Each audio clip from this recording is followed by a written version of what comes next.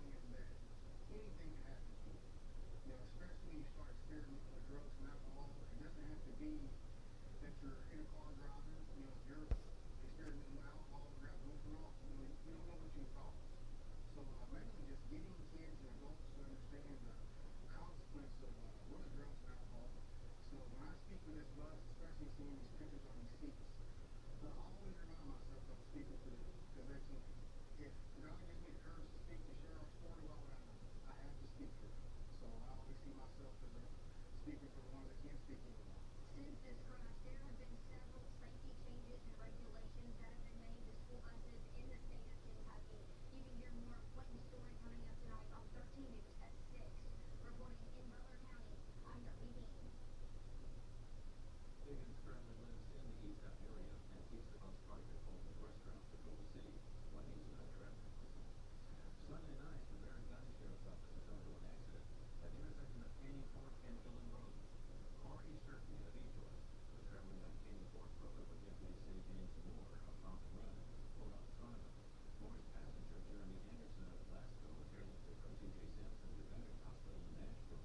Sturkey was airlifted to the University of Louisville Hospital. Moore was arrested for DUI and assault.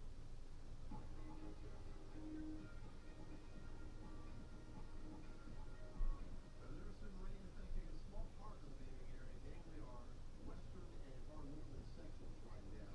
Not by I-60. We did have some showers around Hardinsburg, lifting through parts of Breckinridge County. You can see a real narrow line there that will be affluent ahead of that. Back some showers this morning heading for E-Town. That could ignite some new development there. Small shower near Falls of Grub. Otherwise, we've got some light rain moving toward Madisonville. All this is heading off to the north and to the east. We're currently 90 under hazy sunshine in Bowling Green. Nashville's at 88. If you look to the north and west, it looks a lot cooler with rain-cooled air.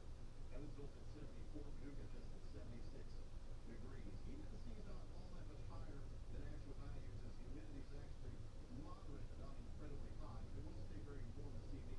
Temperatures remaining through the 80s at least through 7 o'clock.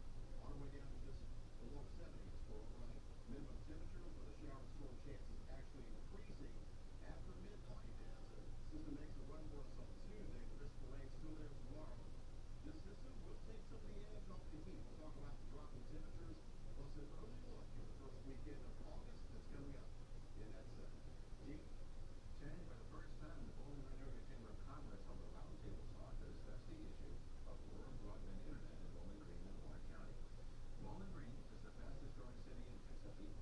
According to realtors in St. Genevieve, many people are turning down homes due to lack of high-speed internet. Congressman Greg Guthrie says although nothing was fixed today, he does have a lot of questions to take back to Washington, D.C. Walk out, the question is, what's the solution? So I don't think I was walking out here with a lot of answers, but maybe just go and say more questions than answers. But now I think I really know what questions to ask when I get back to Washington, and I think that